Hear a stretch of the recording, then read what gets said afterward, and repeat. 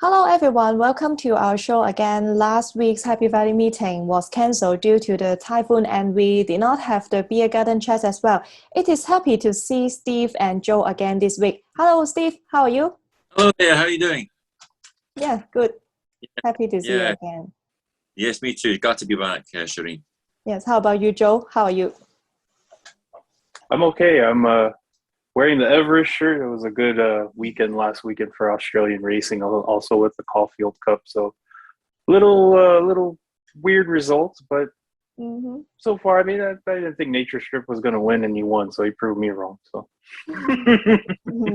Yes, definitely. So last weekend, the punters were quite busy because also as Sha team, there were two group races. We saw that Courier Wonder ended his winning form in the Premier Bowl, and another Joe Morera's ride, Sky Darcy, did not run well in the Sha Team Trophy. But I think that the two winners of the two group races, Lucky Patch and Penfield, are really good recently. Steve, do you think the results surprised you?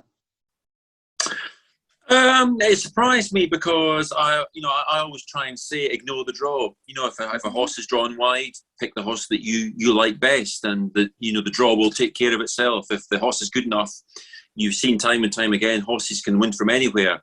But sometimes you see stall 12 and you think, oh, barrier 12, you think, oh no, and you go off the horse. But Lucky Patch, a fantastic ride by Zach Burton. So that did surprise me a little bit. I thought Super Wealthy was an improver. He backed up his last success with a very good second. And Stronger, it was a good race. Stronger and Duke Y in third and fourth. They're kind of steady, consistent horses that you can sort of judge other horses round them because they almost always give their running.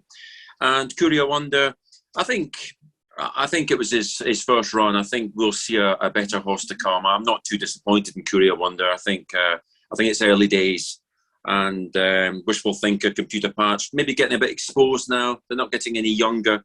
Naboo Attack, well, he was quite poor. You know, people say he had a bad run. It's not his setup to run like that. Maybe he needs to come wide and deliver a long run in the clear. But, he was receiving weight from everyone. And although he didn't get the best of runs, I still thought it was a bit disappointing. Yeah, Joe, what do you think? Yeah, I was very impressed with Penfield's performance in that race, and especially winning the Charter Cup before then. He showed the turn of foot when he was at about 100 meters on the straight. You just see him. He was catching up. All of a sudden, you just saw him change leads, and then no one could catch him after that. So I thought that performance was really well.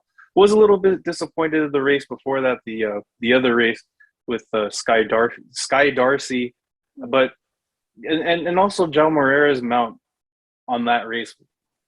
I wasn't expecting to get $10 for Zach Burton. I mean, sometimes you want to jump on that when that happens. So yeah, I mean, I wasn't surprised with Penfield. I thought he won a Group 1 before, so I thought he could do it again, most definitely. Yes, these horses will possibly racing in this December, the Hong Kong international races. And we just mentioned about Joe Morera because last Sunday he didn't score any winner from his 10 mounts. And on Wednesday night, at Happy Valley, he also gets some strong horses, and also there will be a jackpot for Hong Kong punters in the Triple Trail. So let's talk about it. The first leg of the Triple Trail will be in race 5. It is class 4 over 1650 meters. Which horse do you like, Steve? Well, I've decided to go against Red Majesty, which is a difficult thing to do because he's won his last four from his last five runs. He never wins by far, but he keeps delivering. And of course, he's ridden by the man, Zach Burton. I'm just going for Manna from Heaven. He got quite warm beforehand last time, and he was 6th to Red Majesty. I'm hoping he can maybe improve second time up. And he's got a nice enough draw. He's drawn in stall 4. Matthew Chadwick, he's also riding well at the moment. And you see time and time again horses who sometimes win. And the revised, it's very difficult, isn't it? Sometimes on the revised terms, when they go up in weight, they confirm the form, like My Sugar. And yet we had the likes of CP Brave just on Sunday, who managed to beat the likes of, I can't remember the names now, but Oh, I've lost it now. But it was Celestial Power, Zabrowski and Flying Quest. And he had them in third, fourth and fifth behind him. And then they come out next time and they're first, second and third. The form worked out really well, but CP Brave wasn't able to win off his higher rating. So I'm just hoping that Red Majesty might find this too difficult, and Mana from Heaven will be the chief beneficiary. Okay, Mana from Heaven is a two-time course and distance winner last season, and he is now quite active in the morning track work recently. And also, we just mentioned Matthew Chadwick is in form recently, so I'm also quite looking forward to Mana from Heaven. How about you, Joe? What is your selection? Yeah, I believe we could take Red Majesty on. I mean, look, you have Zach Burton, and he looks like he doesn't have a bad draw. He's drawn number 2, but yeah, I'm gonna go with the number 7, All Joyful with Vincent Ho, just because the last performance at Happy Valley, I should say, was a really good performance in with the higher weight in the class. I believe it was a class 5, so now he gets to step up with the lower weight in a class 4. I just like that. Based off of that performance, I believe that this one, especially the way he had his turn of foot in the last race, coming from the back, I think, because I'm sure that Purton's gonna set the pace and try to run away with it. But I'm leaning more towards the 7 here in this one. All Joyful's last time out was really impressive. He set a new class record in a top weight, and he was actually in the cut last Wednesday, but now All Joyful has a better gate on this Wednesday. And for me, I also have some question mark on Red Majesty, so I like number 6, Son of McPhee. This is he will be ridden by Alexis Bedell. Last time out, he was racing over 7 furlong at Shatin, which was a bit short for him, but he had a good first up for the season. The pace at that race was favorable for some front runners, so the Golden Bolts and Sunny Delights Quinella were the 2 leaders in that race. At the same time, Son of McPhee showed a good turn of foot to finish 6th. I think that it was not bad. And then on this Wednesday, he will have a second up over 1650 at Happy Valley, which is more suitable for him. Alexis Bedell takes the ride again, and it's also good because I think that this jockey, he knows the horse well, and I'm keen on number 6, Son of McPhee. So in race 5, our selection will be Steve is keen on number 8, Mana from Heaven. Joe likes number 7, All Joyful, and my pick is number 6, Son of McPhee. So for the second leg of the triple trio, it is race 6 in class 4 as class 3 over 5 furlong. Joe, do you like any dark horse in this race? Yeah, interestingly enough, this race is going to have a trophy. So I think all the other races don't have trophies. So I'm guessing this is the feature race. I mean, look, this is actually a really tricky field. I mean, when you're looking at the early prices now, it seems a little bit wide open with everybody else. You had Harmony and Bless, who just went out last time and definitely showed his class by setting a new track record. Resolute is in the front. I would expect him to at least be up there, and he doesn't have a bad draw with Luke Ferraris, who originally I think it was Morera that had that mount. But I'm gonna go with Solid Impact. I watched his races over at Ellerslie, and they were in Group 3 company, and he looked really good, hanging tough, staying on, trying to battle through. I think that he's now now that he's made it to Hong Kong, he's got acclimated to the weather and the environment and all that.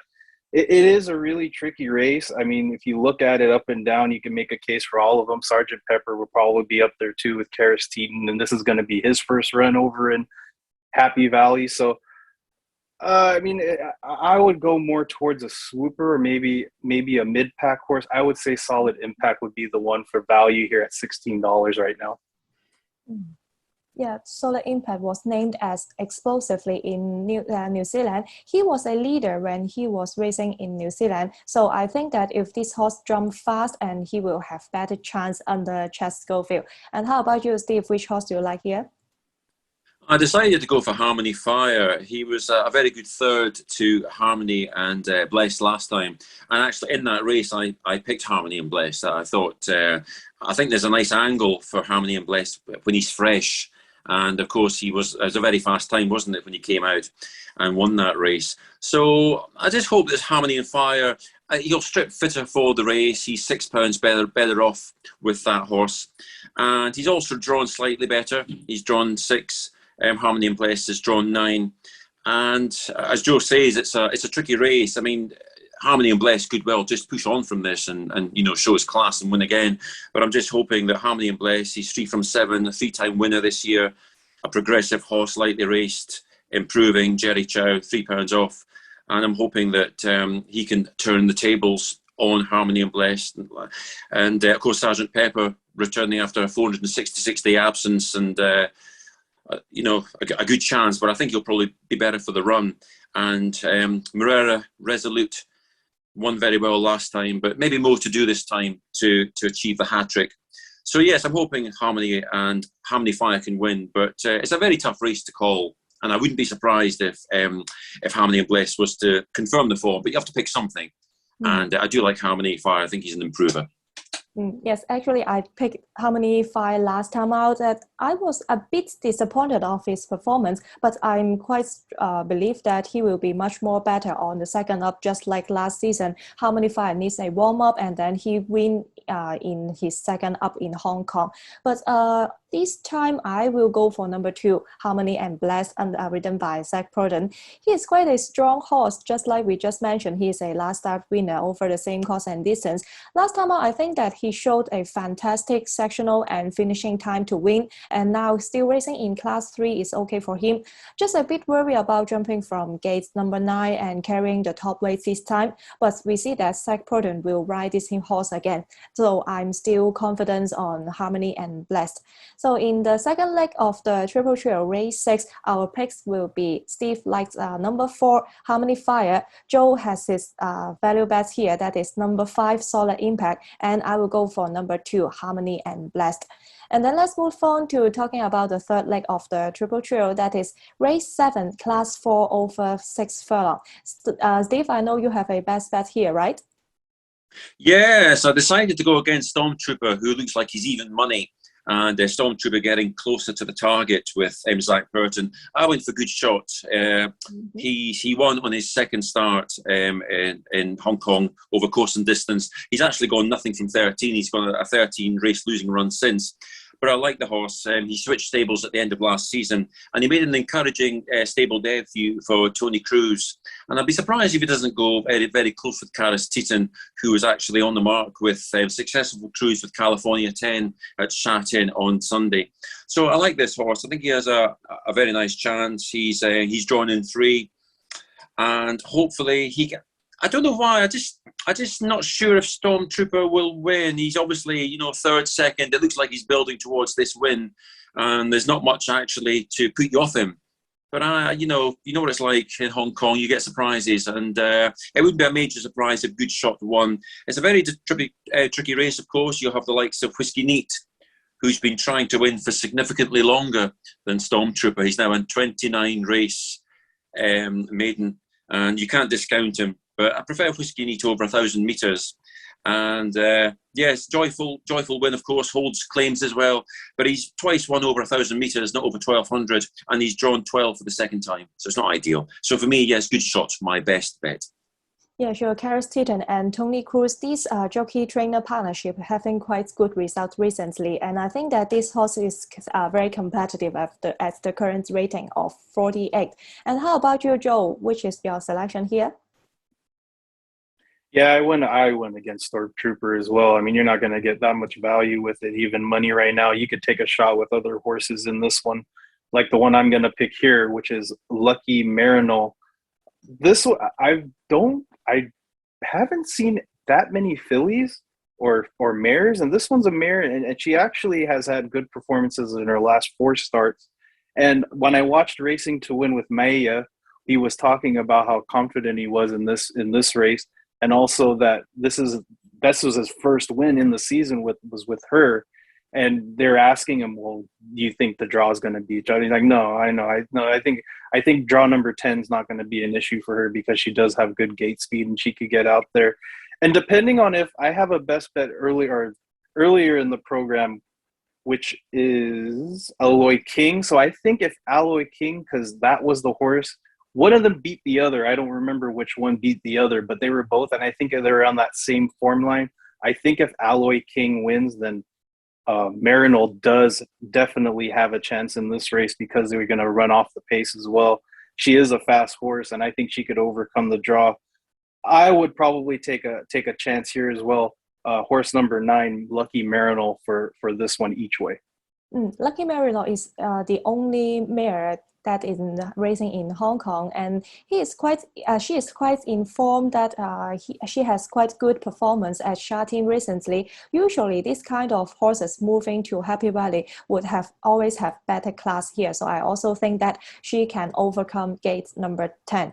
And for me, just Steve and Joe also mentioned about number 7, Stormtrooper, and I think that I'm going to give him one more chance because last time out he chased well, but the pace was not that favorable for him, and he finished second behind Great Harvest, who is also a strong horse, and I think that Great Harvest has a really good chance in race 4 on Wednesday. So let's have a look on Great Harvest in race 4. If he can win, I will be more confident on Stormtrooper in race 7.